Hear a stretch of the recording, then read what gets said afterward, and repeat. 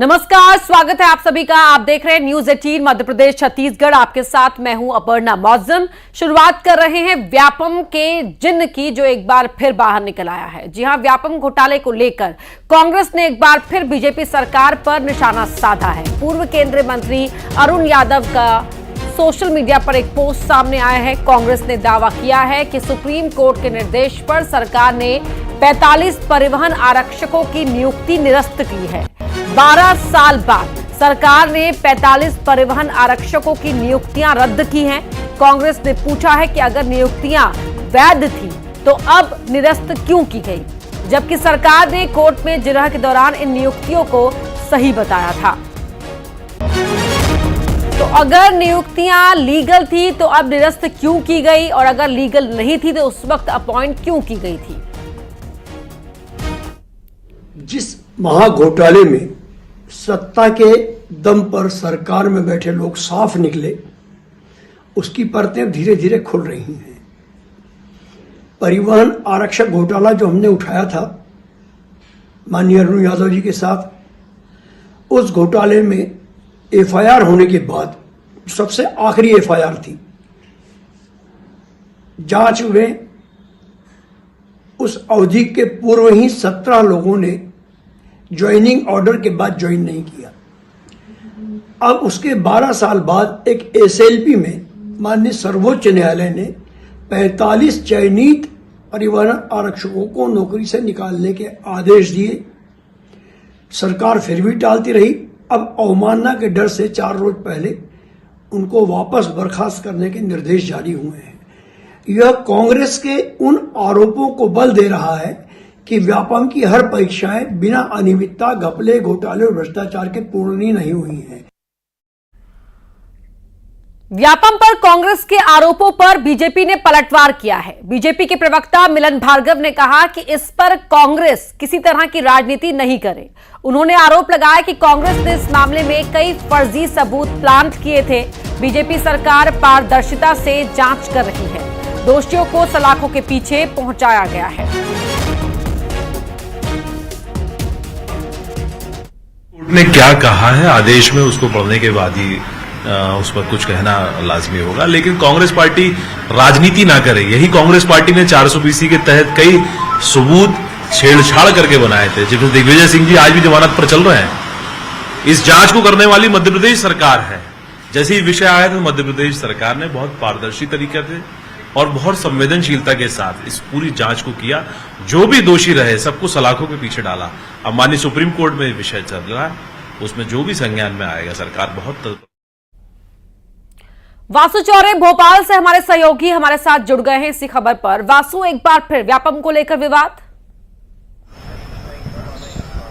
निश्चित तौर पर देखिए, व्यापम घोटाले को लेकर आए दिन नए विवाद जो हैं वो खड़े होते रहते हैं, फिर चाहे वो कोर्ट के आदेशों और फैसलों के बाद हो या फिर बयानों के को लेकर हो। एक बार फिर से नया विवाद सामने आया और इस बार जो मामला है वो बेहद गंभीर है, क्योंकि 12 साल पहले हुई 45 नियुक्तियों को सुप्रीम कोर्ट के निर्देश के बाद निरस्त करने का फैसला सरकार को लेना पड़ा, ये कांग्रेस का कहना है। और कांग्रेस ने एक बार फिर से व्यापम घोटाले पर मध्यप्रदेश की सरकार को घेरने का काम कर दिया है। लिहाजा देखना होगा कि सरकार की ओर से ऑफिशियल स्टेटमेंट इस पूरे मामले को लेकर क्या आता है। लेकिन मध्यप्रदेश की सियासत जरूर गर्मा गई है। बीजेपी को यह कहना है कि इस विषय पर राजनीति करने की कांग्रेस को कोई आवश्यकता नहीं है, क्योंकि मामला उजागर करने का और इस मामले में जो लोग दोषी पाए गए उनको सलाखों के पीछे पहुंचाने का काम अगर किसी ने किया है तो भारतीय जनता पार्टी ने किया है। लेकिन एक बात तो साफ है कि आने वाले समय में भी इस पूरे मामले को लेकर जो है प्रदेश की सियासत होती रहेगी और देखना होगा कि जिन 45 आरक्षकों का इस पूरे मामले में जिक्र किया जा रहा है वो अपनी अब नियुक्ति को लेकर, पदस्थापना को लेकर क्या कुछ करते हैं, क्या वो कोर्ट जाते हैं या फिर सरकार की ओर से कोई कदम इस पूरे मामले में उठाया जाता है। जी बहुत धन्यवाद वासु आपका इस पूरी बातचीत के लिए। अगली खबर शिवपुरी से है, जहां स्कूल के छात्र मिलन धाकड़ की हत्या के विरोध में आक्रोशित लोगों ने रैली निकालकर प्रोटेस्ट किया। इस दौरान भड़के हुए लोगों ने सड़क पर चक्का जाम कर दिया, साथ ही हत्यारे को फांसी देने की मांग की है। बता दें, कल सुबह स्कूल जाते समय स्कूल के छात्र की हत्या कर दी गई थी। तस्वीरें आप देख सकते हैं। लोगों का गुस्सा, यहां पर नारेबाजी लोगों की ओर से की गई है।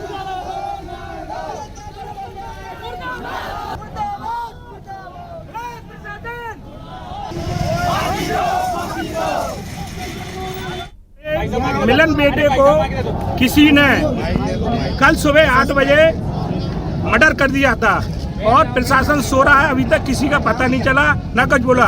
हमारी मांग है मुजरिमों को पकड़े और उनको फांसी दे, यही हमारी मांग है। अगर ऐसा नहीं हुआ तो बड़ा आंदोलन होगा।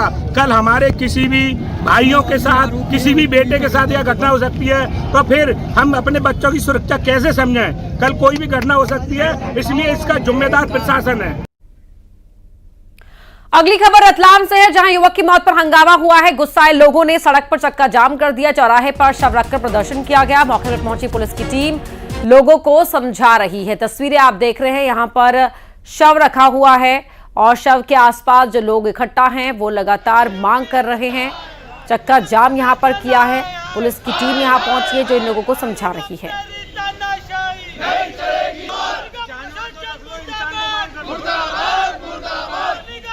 रतलाम में सांड के हमले में घायल एक 45 वर्षीय शख्स ने इलाज के दौरान दम तोड़ दिया और आक्रोशित परिजनों ने आज सड़क पर शव रखकर चक्का जाम कर दिया। और ये देखिए आप, जो तस्वीर में आपको सीधे दिखाता हूँ, रतलाम का ये वही रविदास चौराहा है जहाँ पर शव को रखकर प्रदर्शन कर रहे हैं जो दोषी है, जिन लोगों के तबेले में इन अवैध पशुओं को रखने का काम किया जा रहा है। बीते लंबे समय से उन लोगों के खिलाफ जो है बड़ी और कड़ी कार्रवाई करने की ये लोग मांग कर रहे हैं। साथ ही साथ मुआवजे की मांग यहाँ पे लगातार की जा रही है। बड़ी संख्या में पुलिस फोर्स तैनात है और ये देखिए आक्रोश, महिलाएं यहाँ पे रो रही है और लोगों को खासी यहाँ पे दिक्कत है। सर बताइए क्या समस्या है, क्या समस्या, क्या हुआ? ऑनलाइन में इनकी शिकायत मतलब कर चुके इनके मतलब मुख्यमंत्री ऑनलाइन में, फिर जाके कल में चले आए कि शिकायत वापस लो, जबकि ये जानवर की आज की समस्या नहीं है। सब दुकान के आगे देखो आप, गोबर पड़ा हुआ है और वायर बंधे हुए हैं।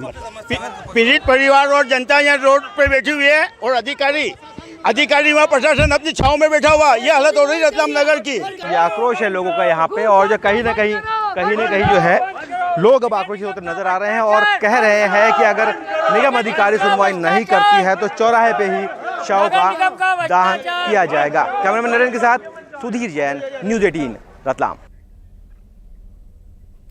वहीं ग्वालियर के शासकीय स्कूल में शिक्षकों के बीच मारपीट हुई है। शिक्षक और शिक्षिका ने एक दूसरे के साथ मारपीट की है। मारपीट का ये वीडियो वायरल हो गया है। दोनों ही पक्षों ने एक दूसरे के खिलाफ शिकायत की है।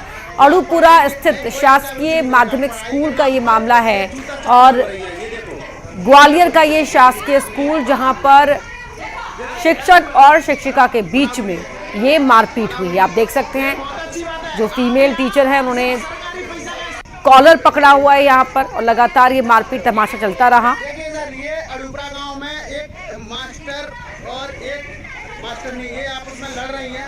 यहाँ पढ़ाई के नहीं, कोई बच्चा कुछ नहीं करेगा, पढ़ाई के नाम पर ये जूता चप्पल। तो स्कूल कैंपस में देखिए एक दूसरे पर चप्पल से, जूते से हमला कर रहे हैं।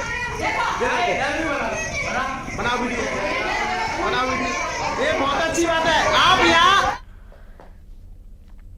मैहर के रामनगर के हरदुआ कोठार में शराब कारोबारी के गुर्गों का तांडव देखने को मिला है। गुर्गे के सदस्य दुकान पर पहुंचकर आदिवासी युवकों से मारपीट करते हैं तो वहीं महिलाओं से बदसलूकी। इसका वीडियो सामने आने के बाद प्रभारी मंत्री राधा सिंह ने संज्ञान लिया है और पुलिस प्रशासन से बातचीत की। उधर एसपी ने बदमाशों के खिलाफ कार्रवाई के आदेश दिए।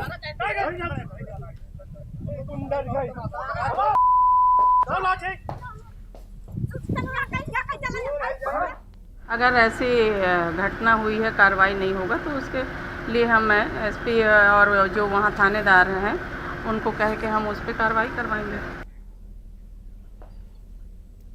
युवाओं में हथियारों के साथ रील बनाने का शौक बढ़ता जा रहा है। सतना में हथियार के साथ एक वीडियो सामने आया है। सोशल मीडिया पर यह वीडियो अपलोड हुआ है। वीडियो पोस्ट करने वाले कानून को चुनौती देते नजर आ रहे हैं। बताया जा रहा है कि वीडियो में दिख रहा युवक कोलगांव थाना क्षेत्र का है।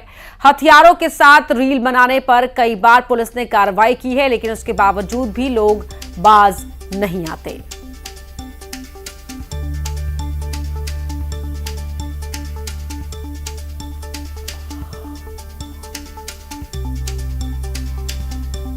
तो कानून को यहां पर चुनौती दे रहे हैं ये बदमाश, रील बना रहे हैं, सोशल मीडिया पर अपलोड कर रहे हैं। पता है कि ये संज्ञान में आएगा तो कार्रवाई होगी, उसके बावजूद भी इस तरह के जो वीडियोस हैं लगातार सामने आते रहते हैं। शिवेंद्र बघेल सतना से हमारे सहयोगी हमारे साथ लाइव जुड़ रहे हैं इसी खबर पर। शिवेंद्र, लगातार इस तरह के वीडियो सामने आ रहे हैं जो बता रहे हैं कि युवाओं को जितना क्रेज है हथियारों के साथ अपना वीडियो बनाने का, उनके अंदर रत्ती भर भी डर नहीं है पकड़े जाने का।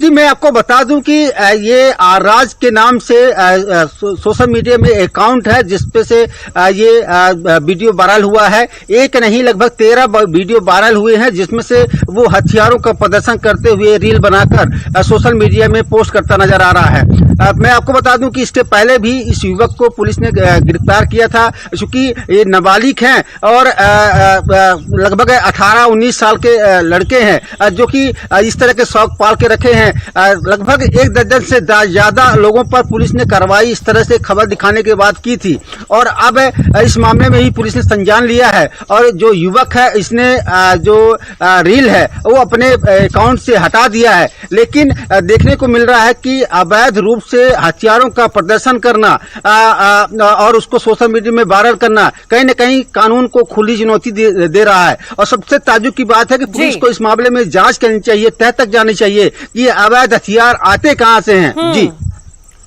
बिल्कुल, समस्या की जड़ तक पहुंचना जरूरी है कि अवैध हथियार इतनी इजीली युवाओं की रीच में क्यों हैं। बहुत बढ़िया, धन्यवाद आपका इस पूरी बातचीत के लिए शिवेंद्र। अब एक वीडियो आपको दिखाते हैं रीवा का, जहां कानून के रक्षक ही दबंगई पर उतर आए हैं। थाने में फरियादी के साथ मारपीट करते हैं, गंदी गंदी गालियां देते हैं, वो भी सिर्फ इसलिए क्योंकि वो चाहते हैं कि फरियादी जो शिकायत थाने में फरियादी ने की है वो उसे वापस ले ले। दरअसल एक युवक ने चोरी की शिकायत दी जिसके बाद प्रधान आरक्षक फरियादी पर शिकायत वापस लेने का दबाव बनाने लगे। जब युवक ने शिकायत वापस नहीं ली तो उसकी पिटाई की गई। हालांकि वीडियो वायरल होने के बाद प्रधान आरक्षक को सस्पेंड कर दिया गया है। तेरी फरियादी इस तरह मुकदमा काम कर के खिलाफ तो बयान से हम ही हैं जो आया है संज्ञान में और शिकायतकर्ता भी आया था, तो उसमें जो वीडियो पूरा देखा गया तो उसके आधार पे हमने जिस पुलिसकर्मी ने उसमें मारपीट किया उसको सस्पेंड किया जा रहा है और उसमें ये भी देखा जाएगा कि क्या गलती थी और क्यों इस तरह से कृत्य किए गए, उसकी जांच भी पूरी की जाएगी और यथा जो उसमें दंड होगा वो दिया जाएगा।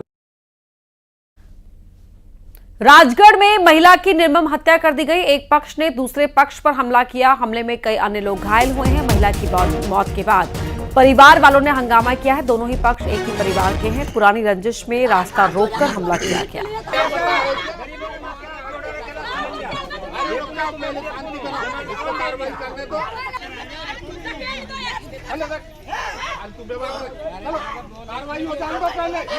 तो रास्ता रोककर राजगढ़ में मारपीट की गई है। तस्वीरें आपको दिखा रहे हैं, ये राजगढ़ की तस्वीरें हैं जहां एक महिला के साथ मारपीट की गई, उस पर हमला किया गया। हमले में उसकी निर्मम हत्या कर दी गई। एक पक्ष ने दूसरे पक्ष पर हमला किया है और गौर करने वाली बात यह है कि ये दोनों ही पक्ष एक ही परिवार के हैं।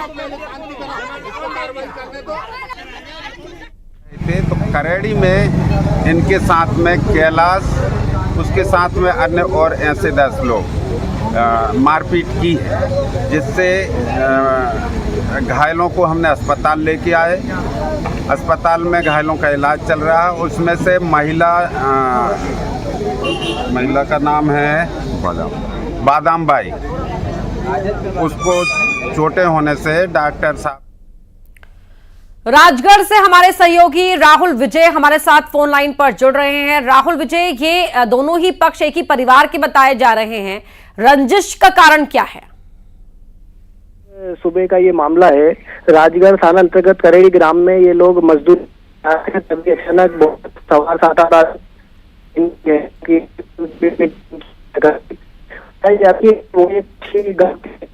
थे पर तापसी गाँव में। ठीक है राहुल, आपकी तकनीकी दिक्कत है, आपकी आवाज सही से नहीं आ पा रही है। धन्यवाद आपका फिलहाल जुड़ने के लिए। दतिया में नाबालिग की हत्या के मामले में बड़ा खुलासा हुआ है। 14 साल की लड़की की गोली मारकर हत्या कर दी गई। उन्नाव थाने में 6 आरोपियों के खिलाफ हत्या का केस दर्ज हुआ है। पिछले साल दोनों ही पक्षों में कुश्ती के दौरान विवाद हुआ था, तभी से ही ये रंजिश चलती आ रही थी। कल मौका मिलते ही आरोपियों ने 2 फायर किए। बड़े भाई को मारने के लिए गोली चलाई थी, लेकिन छोटे भाई को गोली लग गई। इसमें 14 साल के बच्चे की मौत हो गई है, तो 14 साल के लड़के की मौत हुई है।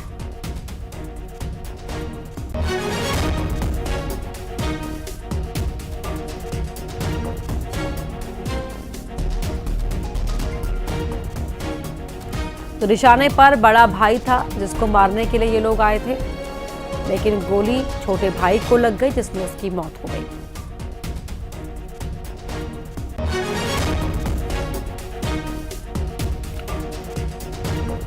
अमित शर्मा हमारे सहयोगी फोन लाइन पर जुड़ रहे हैं। अमित बताएं। अशोक शर्मा अपर्णा जी अशोक बताएं। देखिए, करीब 2:30-3 बजे तक पुलिस की पूरी इसमें जांच चली। पुलिस ने परिजनों के बयान लिए और गांव के आसपास के भी बयान लिए। तो इसमें जो बात निकल के सामने आई है वो बहुत ही हैरान करने देने वाली बात है कि करीब 1 साल पूर्व जो पीड़ित पक्ष हैं और जो आरोपी पक्ष हैं, इन दोनों का एक लमान माता की मंदिर है यहाँ पे उन्नाव क्षेत्र में, वहां पर एक कुश्ती दंगल प्रतियोगिता चल रही थी। तो उस विवाद कुछ थोड़ा सा मामूली विवाद हुआ था, वो गांव के लोगों ने उस विवाद को निपटा दिया था। लेकिन जो आरोपी पक्ष था वो अपने मन में इसको रंजिश को पाले रखा और कल रात उसने मौका लगा करके 2 फायर किए, जिसमें एक गोली उस बालक को लगी जबकि दूसरा फायर मिस हो गया। नहीं तो हो सकता है कि उसके बड़े भाई के भी सिंह कुछ हो जाता। तो ये पूरा अभी तक सामने मामला निकल कर आया है। जी अपन धन्यवाद अशोक शर्मा इस पूरी जानकारी के लिए। छतरपुर के महाराजा छत्रसाल बुंदेलखंड विश्वविद्यालय में एक बंदर के घुस जाने से अफरा तफरी का माहौल बन गया। क्लासरूम के अंदर बंदर को देखकर छात्रों में हड़कंप मच गया। अब बंदर के उत्पात का वीडियो सामने आया जिसमें देख सकते हैं कि वो कभी छात्रा के गले लगकर उसे दुलार कर रहा है तो कभी डेस्क पर रखे पेपर और पेन तोड़ रहा है।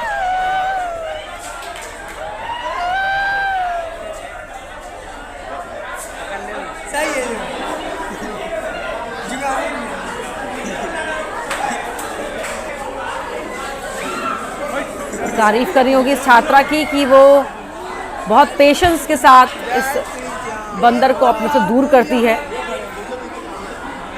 और क्लासरूम में ये बंदर इस तरह से आ गया, जिसके बाद देखिए किस तरह से वहाँ छात्रों के बीच हड़कंप मच गया है।